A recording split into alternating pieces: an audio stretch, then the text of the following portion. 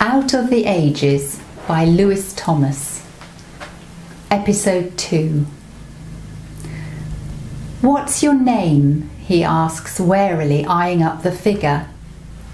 "Riker. Thomas Riker." The voice is sonorous, with a peculiar twisting of the vowels. From what John can hear, the man isn't from London, somewhere in the West Country perhaps, or even abroad. Some of the brothers who were raised in Hanover still speak with vague hints of German cracking in their throats as they age. Still, the accent is irrelevant, John reminds himself. He's promised this man shelter, and shelter he will get. "Right then, Master Riker, would you care to follow me?" He ushers Riker out of the lodge and into the courtyard, only to be overtaken as Riker trots towards the kitchen, the tapping of his stick muffled by the mist. "Oi, you don't know where you're going," barks John, lengthening his stride to catch up. Riker looks back and laughs slightly. "I do, in fact. I came here often as a boy." Oh God, nostalgia. John sighs and decides to humour him. "Why?" "I worked in the kitchens turning the spit. They gave me a bed and an education, and I worked in return."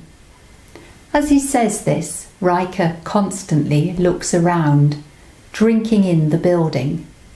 John doesn't know what he's thinking, but can imagine. Childhood images and moments projected onto the old stones and relived in a body aged and sapped by the years. After a while, they enter the warm fug of the kitchens, with steam rising from a stew pot on the fireplace and one of the cooks sitting at the table, nursing a tankard of ale and picking at his supper. John's in a kind mood tonight. When all of this is over, he'll blame it on the cold. "Give me your clothes and I'll have them washed." So Riker undresses in the kitchen, changing into an old pair of breeches and wrapping himself in his cloak as John disappears through to the laundry, with the clothes practically solid with grime. The boy nips up from the bench and takes Riker by the arm, guiding him to a straw mattress by the fire. "We made this up for you. It's usually Joseph's."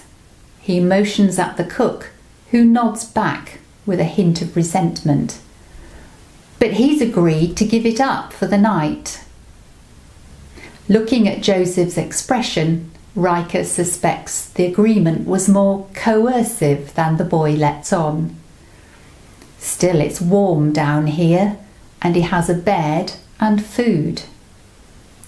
"Thank you, Master." He leaves the sentence hanging in the air, waiting for the boy's name. "Willis. Adam Willis. I work for Master Bowen, running errands and such." "Well then, Master Willis, thank you." From his vantage point opposite Riker, the boy notices that his torso is covered in tattoos, black and red duelling for dominance on the ancient muscle. "What's that?" he asks, pointing at an unfamiliar alphabet. "What they write with in the East," responds Riker, looking up from a bowl of stew ladled out by a grunting Joseph. "I got it in Moscow." "And that?" "From a land further than you can think. I saw them go around a black stone, saluting their god and stoning the devil." "Really?" "Aye, it's acting out their prophet."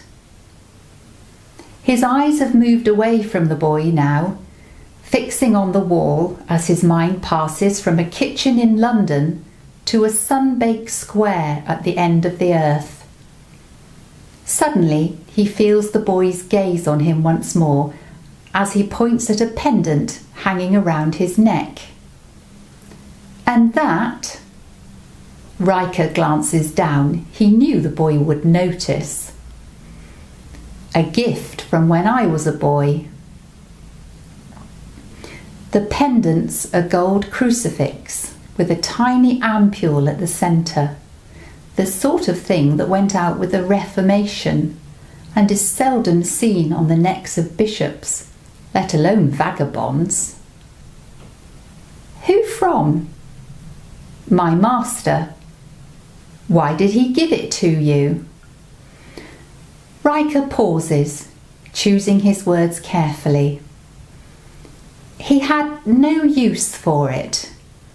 He felt it was time to pass it on and gave it to me.